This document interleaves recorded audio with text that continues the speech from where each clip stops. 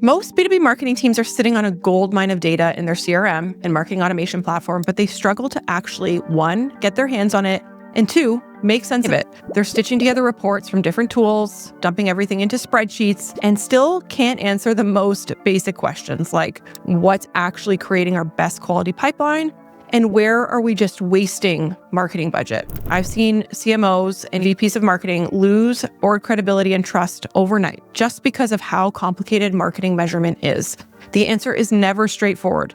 And when pipeline and revenue is down, boards and leadership do not have time to waste while marketing leaders go fix their performance and their data problems. And the frustrating part is that these fixes, they're not always complicated. These are not massive RevOps projects that take 6 months to implement. But there are very common issues in the data foundation that typically prevent marketing leaders from seeing data that will support them in their need to be strategic in their decision-making. And unless you identify what those are, you may continue to keep spinning your wheels to get the answers you really need. And I want to help you get ahead of that before they cost you a bad quarter or before you're left 3 months from now, still with the same questions unanswered. Having worked with hundreds of CMOs and VPs of marketing, data issues are always the core inhibitor to strong marketing performance. As the world of marketing continues to evolve, getting the data you need has never been more important than it is today. So in this video, I'm going to walk you through 5 quick data foundation essentials that every B2B marketing leader should have in place. These are best practices that most companies overlook, and they will immediately give you better visibility into where your pipeline is actually coming from and marketing's impact across the buyer journey from end to end. All right, let's get into it. Priority number 1, associate context to your opportunities. This is probably the most overlooked best practice in B2B marketing, and it's the foundation for everything else. Every marketer should have a vested interest in having contacts associated to an opportunity record inside the CRM. What happens at most companies is that opportunities either have one contact, the main point of contact, or sometimes nobody at all because the account has the contacts. But those contacts are just sitting at the account level without ever being tied to a specific deal. The problem is that you can't see who's actually involved in the buying decision process. This matters especially if you have a mid-market or enterprise motion. As you move up market and your deals get larger and more complex, you're almost always going to have more than one person involved in the buying decision. You might have 3 to 5 and sometimes even 8 or more decision makers on a multi-threaded deal. You have a technical buyer, somebody in legal, somebody in procurement, the core decision makers, other stakeholders. But as a marketer, you want to know who those people are, what their role is, and what function they sit in. And here's where it gets really strategically valuable for you and your marketing team, because once you can actually see who's sitting on that buying committee, you can start connecting the dots between your marketing. How are these different personas actually engaging with what we're putting out in the market? What content are they consuming on their path to becoming a customer? And where exactly in that journey are they consuming it? That intel right there is gold. It's not just gold for your demand gen team, but for folks like your product marketers too, because now you can stop guessing. You can actually start building with intention and meeting each stakeholder with the right message and materials at exactly the right time. Build persona-specific messaging, launching campaigns that actually speak to each stakeholder to support pipeline acceleration. And if you're running any sort of ABM motion, this isn't a nice to have, this is absolutely essential. And to give you a sense of how common this problem is, our customers at Passetto are always really shocked when we do any sort of an analysis and tell them that 50 to 60, sometimes even larger percentage of their opportunities don't have a single contact associated with them. That means 1, you don't have data to understand who's involved in the buying committee, and 2, you don't have a clear way to measure marketing engagement during an active sales cycle either. Without this, most companies just send umbrella blanket messaging to everybody because they don't have a clear picture of who they're actually marketing to. The disconnect between sales and marketing is a big part of the problem here. Your sales team probably knows who they're multi-threading to for each deal. Likely it's in their heads or in other places outside of the CRM. Maybe it's in Gong or LinkedIn Sales Navigator, or they just have a list that lives somewhere, an Excel spreadsheet of who they're interacting with, and they know who they're trying to get to. But the marketing team typically doesn't have that information because it's not connected to a place where marketing can access it. So marketing has no idea what kind of coverage they currently have across the buying committee, and more specifically, what campaigns or tactics are effective in helping to close opportunities. It's not enough in 2026 to just market blindly. The leaders who are getting ahead of this are the ones who are understanding what people are doing and filtering on dimensions like market segment or industry or even persona of the buying committee members. Now, most people and most teams will see adding contacts to opportunities as an administrative burden and a distraction. And they're not wrong. It does take effort, but it's important intelligence that's critical to overall growth. So it's really worth getting that right.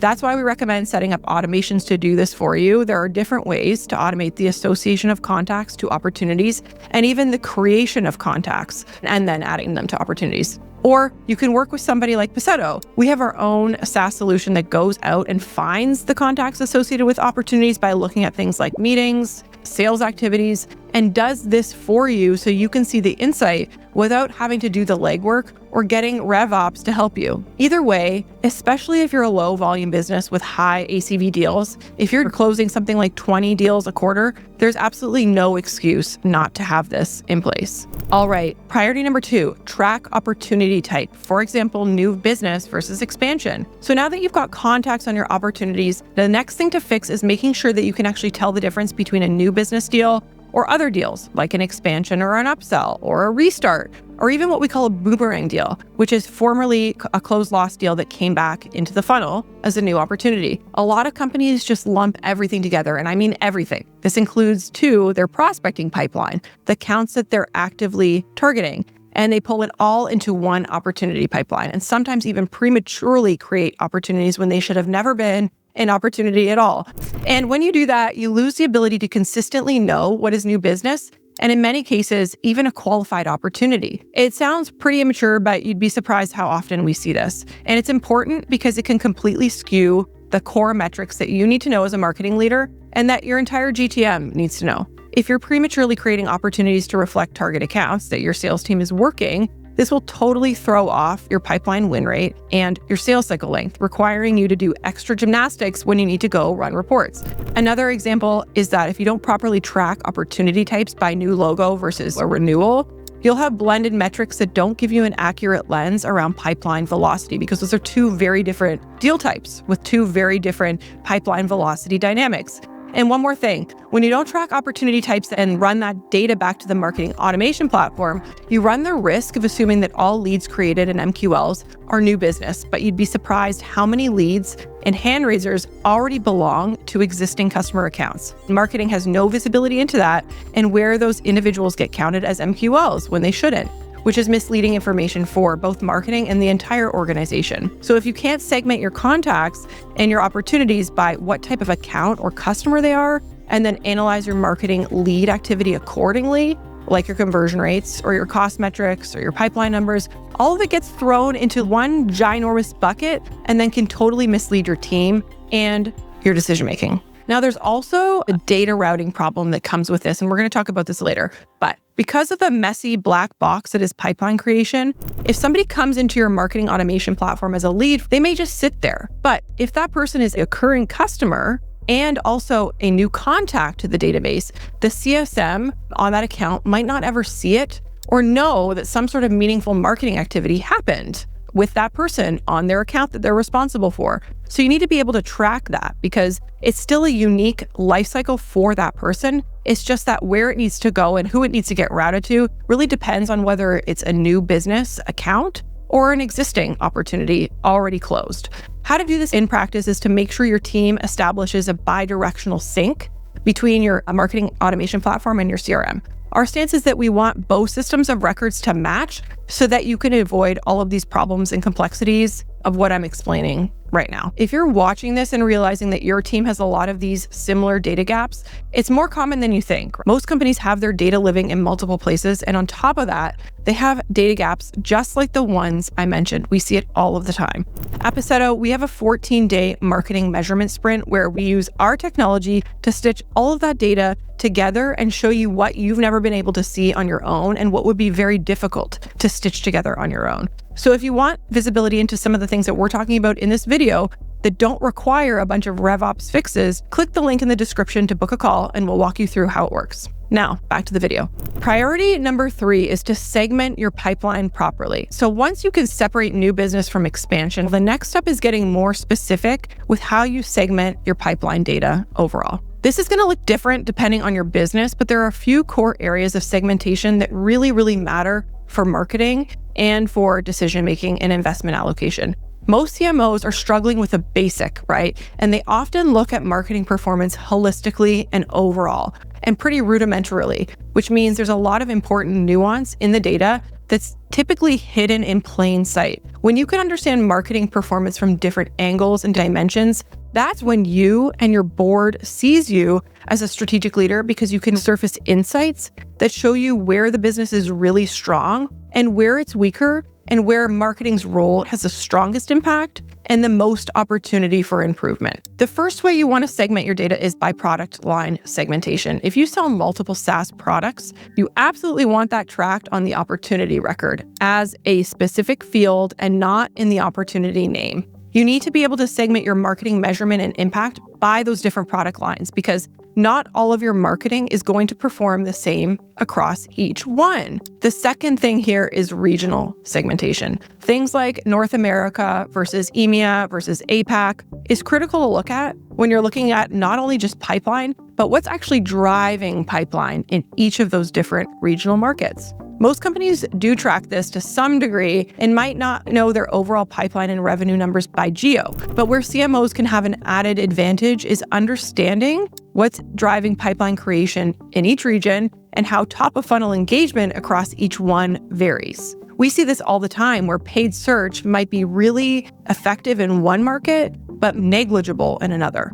So for example, one European company that we did a marketing audit for was really surprised to learn how much greater the volume of website hand raisers was for their Germany market. And then even more surprised to understand the downstream outcomes of those hand raisers versus other markets. Conversion to pipeline was way stronger, win rate was way higher, and the overall quarter-over-quarter pipeline and revenue was also just performing better. The trend was better, and they were closing way more deals and faster and bigger deals in that market from hand raisers versus other markets. There are dynamics like brand maturity and even market penetration across different geos that can really impact your marketing metrics. Bundle all of those performance metrics together, you really lose that layer of insight that shows you where your marketing motion is strong and what needs attention and where the biggest opportunities are. All right, third, and this is one that usually does not get tracked well ever, is market segment. Whether you're selling into an SMB market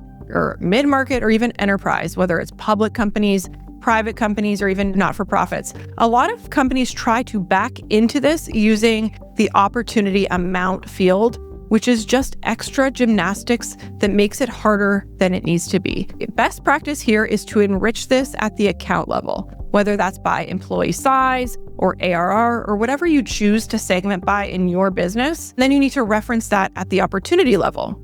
Similar to the last example I shared, companies might be really surprised to learn what different motions are driving different outcomes depending on the market segment. Another company we ran an audit for was optimizing heavily for lead gen to realize that all of their budget was only really supporting the smallest segment in their business. Although it drove higher win rates, it contributed very little to actual revenue. Larger markets weren't getting any marketing penetration at any point in the journey.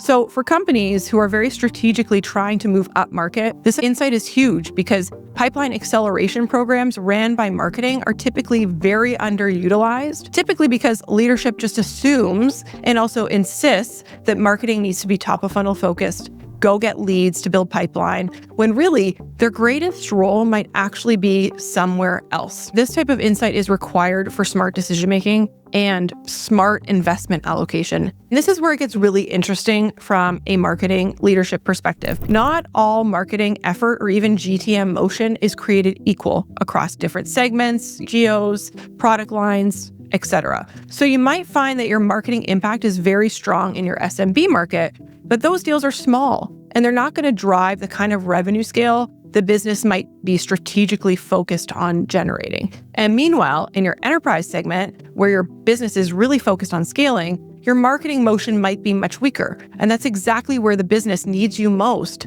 But being able to show up with that kind of insight is what makes you a more effective marketing leader and what drives real value for the business overall. One more thing on segmentation is having a way to denote procurement type. If you're a company selling into the public sector, for example, or anywhere where your prospective customers run a public tender process, it's really important to track if the opportunity is in some sort of structured bid situation or RFP process.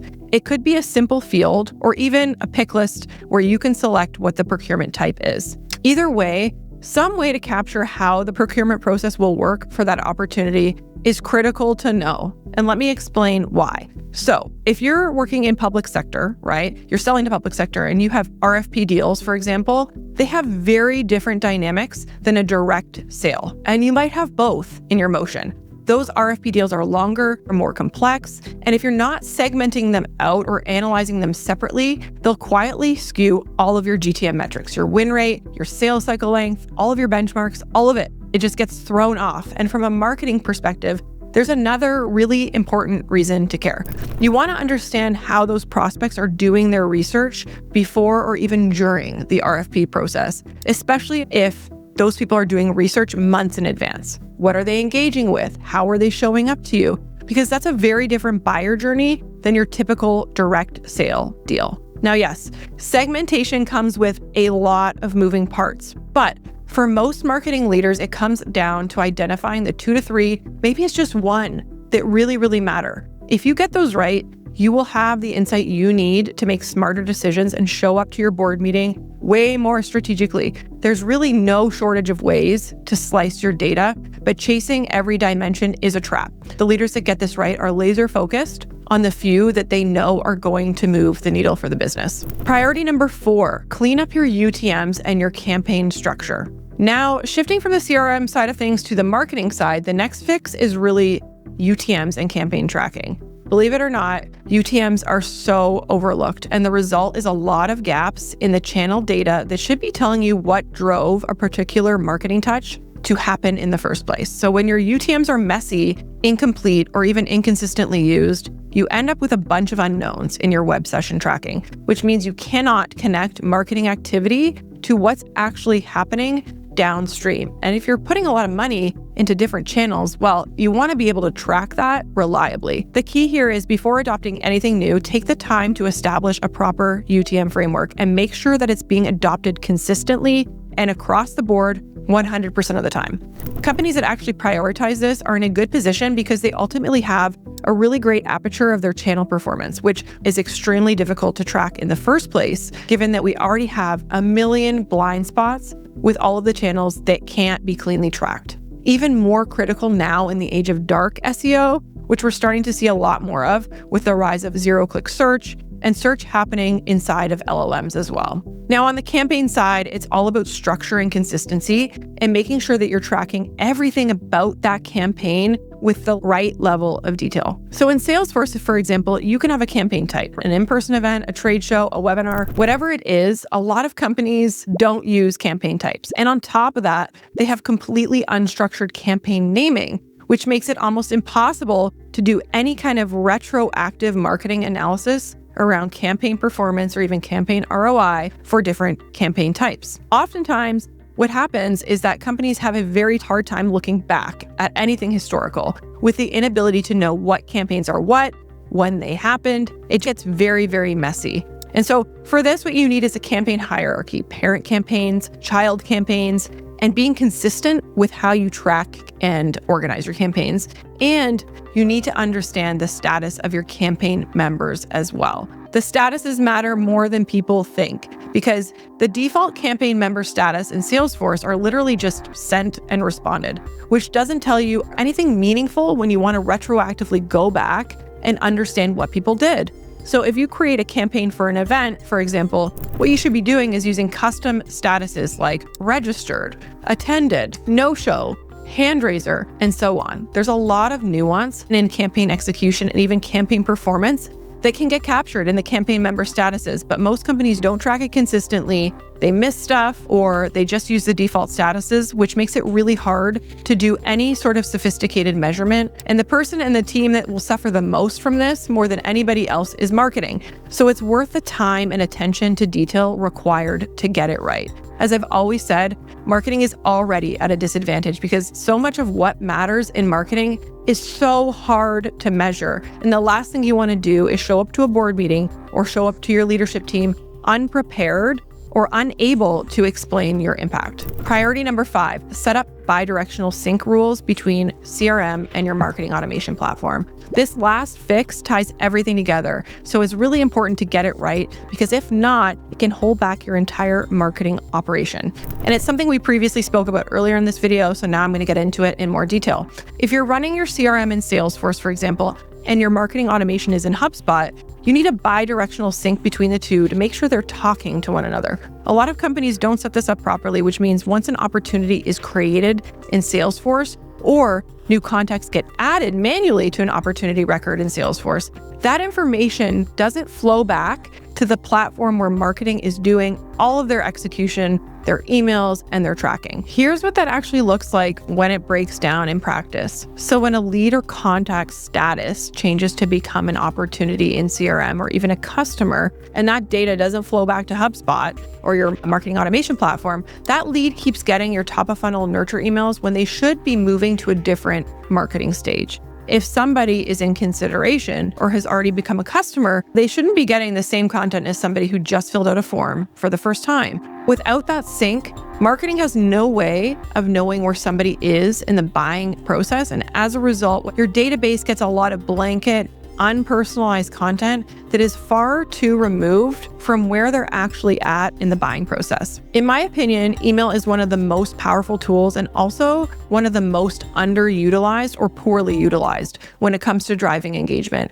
AKA, you need accurate data about the contacts that you're marketing to in the system that you execute your marketing in, specifically if that contact in Salesforce has a corresponding lead record. But let's talk about the other possible scenario. So without a bi-directional sync between your CRM and MAP, your opportunity contacts don't even get your marketing material if they don't have a corresponding lead record in your marketing automation platform. It would also mean that their marketing engagement would be tracked anonymously, and then marketing can't effectively measure the ROI of what they're doing against pipeline and revenue. One thing we see almost 90% of the time or more when we work with our customers is that marketing engagement looks very low for opportunities once they're in an active sales cycle. Typically what happens is when we dig deeper, what we see is that a vast majority of CRM contacts don't have a record in the marketing automation platform. This means that we instantly lose visibility into their marketing engagement because it might be tracked anonymously in HubSpot. And it's possible that their engagement is also low because they're not receiving any marketing. Any of these situations I just explained reinforce the need to make sure that your CRM and marketing automation platform are talking to one another. Speaking of engagement, this is also where lifecycle marketing comes in, and also something that's massively underutilized. Most marketing teams only care about pipeline creation. Once a lead becomes an opportunity, that person no longer falls within the purview of marketing. But there's a huge opportunity when it comes to expansion, renewal, and preventing churn that marketing is almost never scored or measured against. And you can't do that effectively if your CRM data isn't flowing back to your marketing automation platform. The bigger picture here is about marketing having access to revenue insights. Your marketing team shouldn't be stuck in a marketing automation platform without any visibility into what's happening in the pipeline. They need access to the CRM pipeline data. They need their tracking systems to correspond to pipeline creation and revenue. And pipeline movement should sync back to your marketing platform so that marketing can actually do things and market to people based on where somebody is in the sales cycle or in their customer journey. All of those experiences in the journey are very, very different, and marketing has a huge opportunity to play in speaking to the people where they're at. If teams can get this simple thing right, they can have so much more leverage when it comes to pipeline acceleration and even customer retention. But for many companies, those things are afterthoughts. Now, if you're thinking about your own tracking setup and realizing that, hey, we have some gaps, well, that's exactly what we help B2B SaaS companies figure out. In just 2 weeks, our marketing measurement sprint gives you a really complete picture of what's actually creating pipeline what's underperforming, and what you would need to go fix in your own systems to be able to get those answers on an ongoing basis without needing to do a bunch of gymnastics. So if you want that clarity, click the link in the description to book a call. We'll walk you through how it works. We'll see if you're a fit, and we'll go from there. Again, it's the first link below. And if you want to see the 9 metrics every marketing team should be tracking, then watch this video next.